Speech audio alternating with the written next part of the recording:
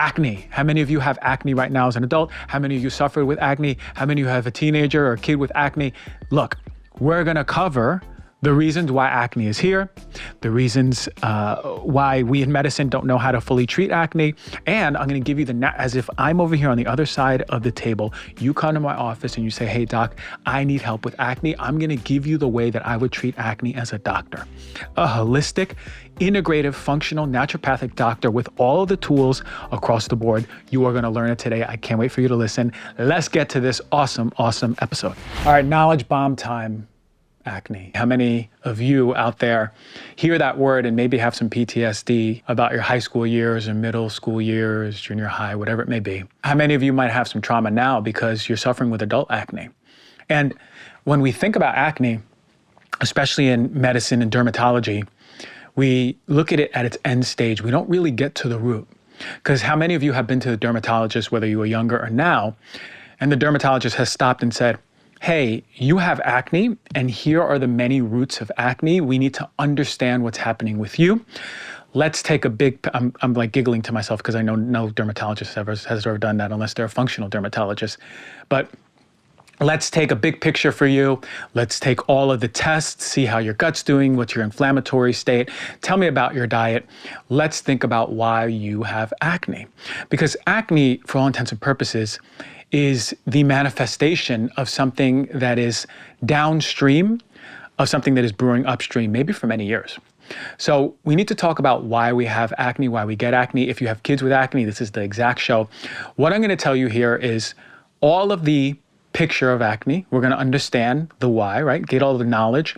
But also, if I was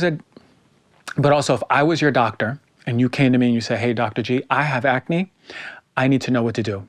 I'm gonna tell you how I would treat acne. So now you have the naturopathic functional perspective on what to do.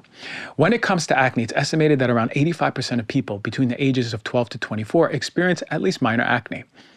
Knock on wood, I never had acne in my life. So I didn't have to go through that process. But guess what? I had my own other things that I grew up with. So it is what it is. But yes, some people genetically are predisposed to having acne. Other people, you may know, remember in high school or junior year or junior high where you would see people never go through that acne phase. There's a genetic component, but there's more to it. Now, the Global Burden of Disease study was conducted by the Institute of Health Metrics and Evaluation, reported that acne is the 8th most prevalent disease worldwide. It is everywhere. And it can range from mild to severe. And while it's commonly associated with adolescence, yes, it can affect us as adults. A lot of you may have acne right now. So when they looked at a large group of women, they saw from the ages of 20 to 29, 50.9% of women had acne. From the ages of 30 to 39, 35.2% of women had acne. From the ages of 40 to 49, 26.3%, and 50 years or older, 15.3%. So there's a hormonal component that I'm going to talk about in a little bit. But acne is a common skin condition that affects a significant portion of the global population, especially in industrialized, westernized societies. And it's especially during adolescence and early adulthood, as I just mentioned those statistics. It's when the hair follicles become clogged with oil and there's dead skin cells, leading to the formation of pimples, blackheads, whiteheads, and other types of lesions. It's most commonly associated with adolescent period due to those hormonal changes that we're going to talk about. But again, it can affect all of us. Now, where do we normally get acne? Well, we have to think about the areas that are dense with oil glands, and oil plays a major role. It's primarily around the face, the chest, the back. You may have memories coming up already. And when it comes to how acne's form, we have to think about the unit, right? The unit of the sebaceous gland, the follicle. Now, the sebaceous gland, to start, the skin contains sebaceous glands all throughout. As I mentioned, the parts of the back, the face, parts of the neck have more oil-producing sebaceous glands than other parts. But these glands produce an oily substance called sebum, and sebum helps the skin stay hydrated, right? It prevents any drying out. It lubricates it. And it lubricates it and waterproofs the skin and hair of all mammals.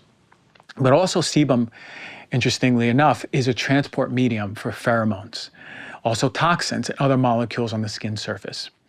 We also have the hair follicle. The hair follicle is associated with the sebaceous gland together. The hair follicle serves as the passage for hair to grow and the release of sebum into the skin. We also have skin cells called keratinocytes, and these line the inner wall of the hair follicles.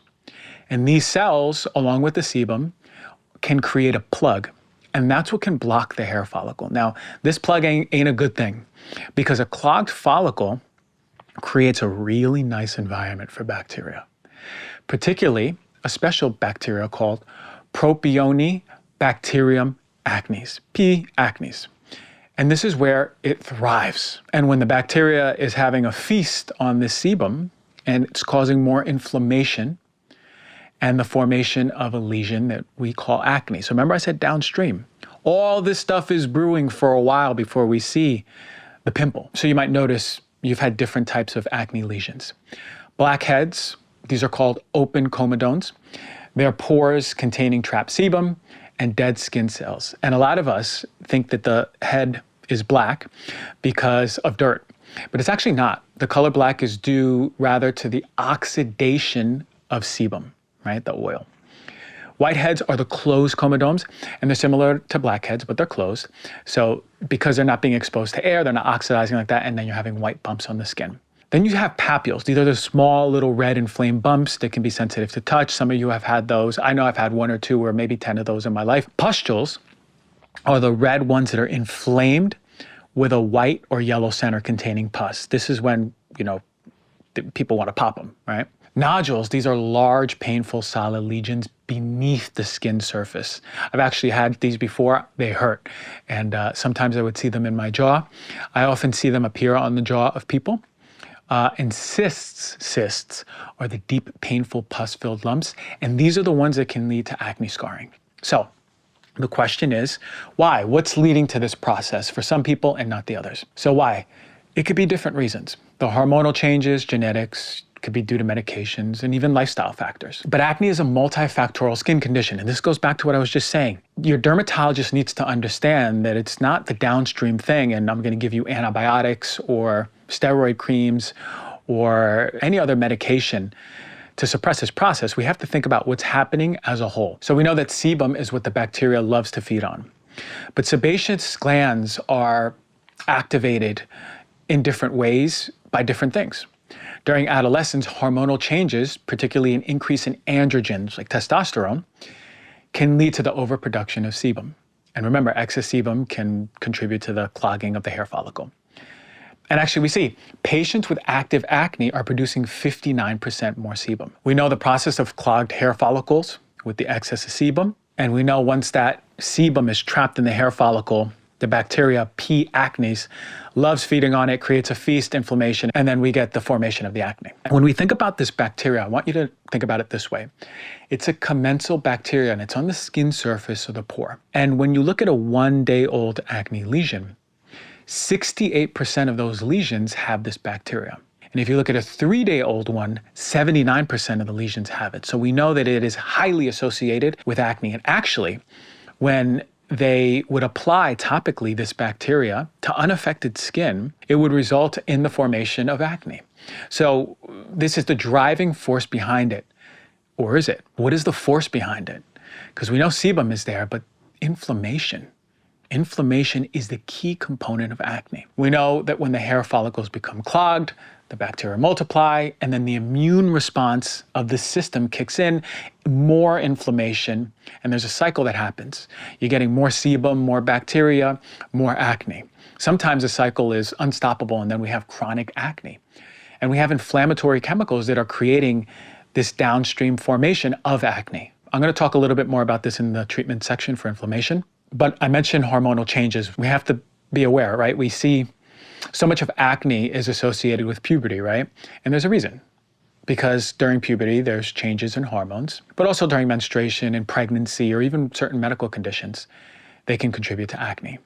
But androgen, specifically DHT, plays a significant role in stimulating sebum production. A little side note, DHT also plays a significant role in hair loss. There's the genetic factors, as I mentioned, one person may have it, one person may not. To my knowing at this point, We don't know any specific genes that are going to predispose you to acne, but we do know that if a parent or sibling of yours has acne, you may be more likely to develop it. Certain medications we know, like corticosteroids, contraceptives, some of you may have had acne from using birth control or getting off of birth control.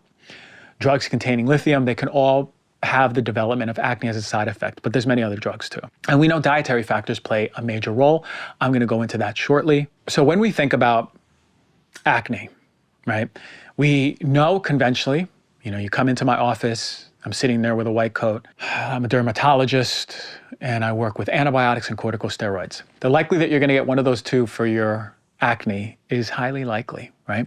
So you'll probably get antibiotics and they work by killing the bacteria and reducing inflammation. They work, but they're not getting to the root of it, right?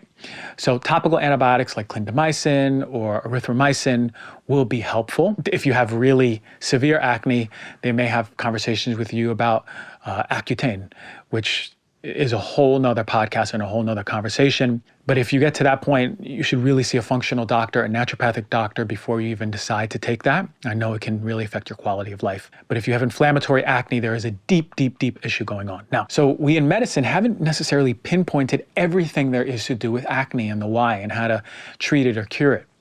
But guess what? Naturopathically and functionally, we know a lot of things, especially to avoid the flare-ups. When we think of acne, we have to think about the naturopathic acne triad. What are the three things we really need to look at when someone is suffering with acne?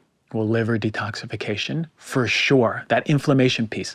Liver detox inflammation, that is a big leg of that stool. Hormones, we talked a little bit about that and the why. We'll go into that. Hormones, of course, and stress.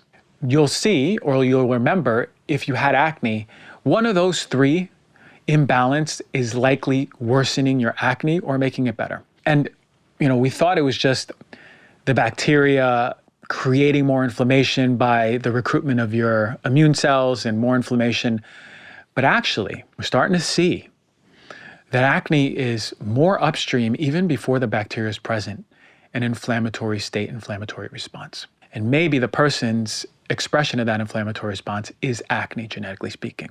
So inflammation plays a major role. If you have acne, here is a remedy you may have never considered. Your liver may be taxed, and the body is using your skin as not an optimal but necessary route of detoxification. This is increasing the concentration of sebum in the pores, increasing bacteria, and voila, more acne. So you need to think about how can you support your liver? Well, reduce the things that are burdening your liver, like processed and refined sugars, refined carbohydrates, trans fats, some high omega-6 vegetable oils like soybean oil, corn oil, sunflower oil, fried foods, processed meats, dairy, alcohol, artificial additives, and preservatives can all be taxing on your liver and downstream affecting your acne. And you want to give the body what it needs. Foods like quality lean proteins, plant proteins, nuts, lentils, edamame, tofu, peas, fruits and vegetables that are high in micronutrients, leafy greens. You want to think about cruciferous vegetables, high sulfur foods, broccoli sprouts, onions, garlic, all of the things that are supporting and giving your liver the sulfur to detoxify. Beets, turmeric, ginger, berries. My God, we need to be supporting our liver to reduce acne. Olive oils, nuts, seeds containing antioxidants and vitamin E are going to be protecting and supporting your liver. One of my favorite things for liver support is green tea. It's associated with decrease of liver cancer, fatty liver disease, hepatitis, liver cirrhosis, and just overall chronic disease. You want to talk to your doctor about herbs and nutraceuticals like milk thistle, dandelion, burdock, licorice, ginseng, glutathione, vitamin C, NAC, selenium. So if you're suffering with acne, you have to ask yourself first, how healthy is my liver? And if you have acne, avoid this food. This is number one on my list. I can't tell you the amount of times in practice that people's acne was fully in remission after removing dairy. Milk consumption results in a significant increase in insulin and IGF-1 in the serum, with levels comparable to eating high glycemic foods and raising insulin. Now we know inflammation is at the root of acne, but not only that, by getting rid of milk and cheese and butter, whey, yogurt, you're also addressing the hormonal influence of acne. Hormones present in milk, which actually may survive the processing, have a direct effect on the hair follicle, the hair shaft, and the sebaceous gland, which are collectively known as the pilosebaceous unit. This is where the pathology of acne begins. And also dairy stimulates the liver to produce more IGF-1, which is inherently already in it. Now you're getting a double dose of the hormonal influence that for someone with acne can potentially lead to further inflammation. So if you have acne, one of your best ideas maybe to remove the cow juice. Big part of acne that we don't realize is how stress affects us downstream. While cortisol itself is not directly responsible for causing acne, its role in the body's stress response can influence factors that contribute to acne development, right? So we think about corticosteroids. They're given for any inflammation on the skin, for example, eczema or psoriasis, sometimes acne. So it's actually going to reduce the inflammatory response, but chronic cortisol can be a major problem. Now, the relationship between cortisol and acne is connected by multiple mechanisms. Cortisol, in response to stress, can stimulate the production of sebum in the sebaceous glands, which the bacteria love. Cortisol is involved in the body's anti-inflammatory response. That's why we have it topically as a medication. However, chronic stress and elevated cortisol can lead to the imbalance in the inflammatory response. And this can actually contribute to inflammation down the line. And we know that inflammation is at the root of acne. When you have elevated cortisol, it can also influence other hormones in the body, can disrupt other hormones. Androgens, particularly DHT, are associated with increased sebum production and can contribute to the development of acne. We know that. When it comes to cortisol, also elevated chronic stress, chronic cortisol can suppress the immune system. Now, the skin is more susceptible to the infections, inflammation, the growth of that acne-forming bacteria. Big problem. And then when we think about stress in itself, right? Think about the liver. Remember I was talking about the taxed liver that can't detoxify, that is detoxifying through the skin. We have to think about repressed anger. And I'm thinking about the psychosomatics of all diseases. But if we think about how anger expresses, it's red, it's hot, it's inflammatory. There's an internal heat that is being unexpressed. So I always think about someone with acne, what is your level of anger and repressed anger? Always. Oftentimes when we see acne around the jaw, though, that's one thing that I always look for. What is their stress level, and is their stress disrupting their hormones? You want to make sure you're moving, always moving the body, sweating, cleaning up, making sure you keep good hygiene, but we're going to go into any antibacterials in a moment, but making sure you're cleaning up yourself, moving the lymph, and knowing that that's a big, potent medicine for detoxification and supporting the liver. Now, I talked about the triad, right? This three-legged stool.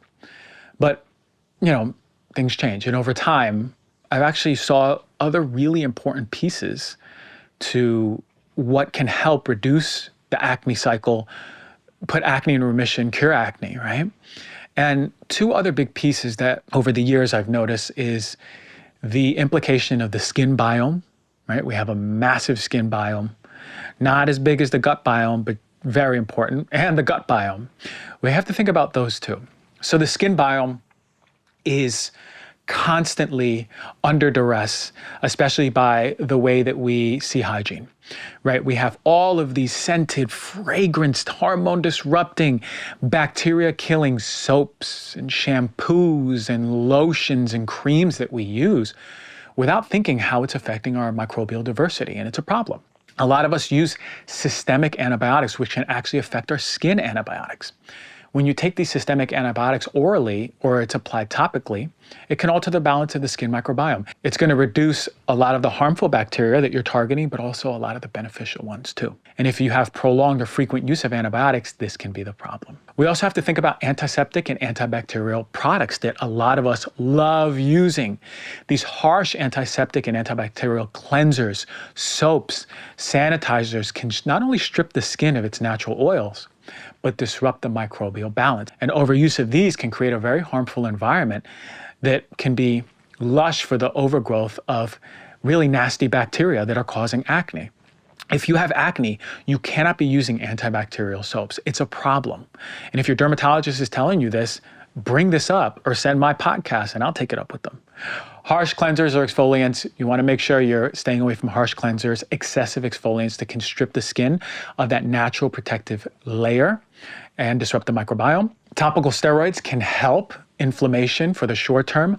Long term, it can affect the skin microbiome. It can suppress the immune response, potentially creating an environment that is conducive to the overgrowth of other nasty, harmful microorganisms. Environmental factors, of course, think about the things that can affect humidity, UV radiation, various pollutants that are exposed to the skin. There's certain sprays out there that can protect your skin.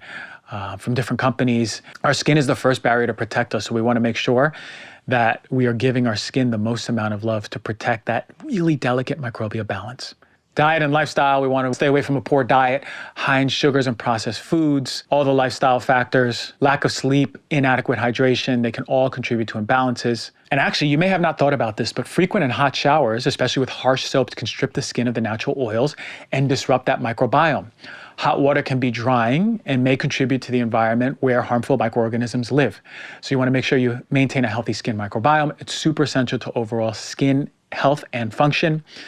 We have to think about these things. Make sure you're using really mild soaps, mild cleansers, right? Ones that don't have fragrance, ones that are delicate to the body. You want to make sure you get away from all those antibacterial products. Limit those harsh exfoliants and scrubs. Make sure you're staying hydrated, getting enough water through the system, eating probiotic-rich foods, and supporting the skin, but also the gut. And this brings down the last part, right? This is one of the most important pieces for systemic inflammation. A lot of our inflammation starts at the gut. So this would actually be the last piece, but not in order of importance, for that five-legged approach. Not the triad, but the five-ad approach to healing acne. You got to think about the gut. I actually see, this is anecdotally, I've seen so much. Oftentimes, the people who come to me with acne have constipation as well. And it makes sense, right? If you're not detoxifying fully or properly out of the body, all those toxins, all those fat-soluble ones that are moving through the bile, the liver, into the stool and coming out, if they're recirculating, that's a problem because your body is smart enough to use your skin to detoxify. So we really have to think about this. How do we optimize the gut? And how do we make sure you're pooping as much as your body wants to? Because once a day might not be enough for you. Maybe your body loves to do it 3 times a day. Believe it or not, people can poop 3 times a day. So are you suffering with any gut issues? If you're suffering with gut issues, and even if it's low grade, you want to make sure your gut is functioning at a 10 out of 10. So this involves eating good prebiotic-rich foods, fermented foods. I've already listed the list about this so many times on the show. Just open up Google right after this. Prebiotic-rich foods, fermented foods. Go to the supermarket and start adding these to your diet. You want to make sure you're eating at least 30 plants per week. Different variety of colors. And spices work. All of these are feeding the gut. Right? And you want to make sure you're optimizing the diversity of your gut. It's not just one species. It's multiple species in the gut. Now, you know your gut is doing better when it's less angry. That means it's calm. That means the fire's out. That means you're calm. That means your nervous system is calm. Remember I talked about the stress part. So your gut health, you pooping the way that your body wants to, I wish I even put this as the first thing, would be the number one thing to do, at least if you came to me. I'd ask how you're pooping, and I'd ask, how are we gonna optimize this? And I put together a plan for you to really optimize your gut health. You can talk to your doctor about probiotics. You can talk to your doctor about prebiotic supplements. All of them will help, but really, really, really, if you have constant inflammation, you have to think about your own inherent microbiota on your skin and in your gut. There you have it, the way that I would lay out those pillars for healing acne. If you're suffering with acne, I know it could be stressful. A lot of you people ask, should I pop my pimples? It's funny, it's hard to tell someone who is so intent on popping a pimple, don't pop the pimple, because at some point they're gonna pop it. And I know there's a lot of you out there who just love popping pimples because you love popping pimples. And I know there's a lot of you even there, the sickos out there who want to pop their boyfriend's pimples. Y'all crazy. I know a lot of you women out there are smiling. But yeah, I mean, popping pimples can theoretically, yes, make it worse. Especially from having an open pore, an open space, open inflammatory pustule, inviting in more dirt, bacteria. So maybe let's let nature do its job and clear it itself. But I know that's not going to stop any of you out there. So anyway, those would be my 5 pillars. Take them as you may. If your dermatologist doesn't want to listen to you, send them this podcast. Maybe they'll open their space to understand that maybe functionally it's a multifactorial thing and there's many roots to it and everyone is different, but acne doesn't have to be your way of life. Hope you enjoyed it. Knowledge Bomb segment, acne.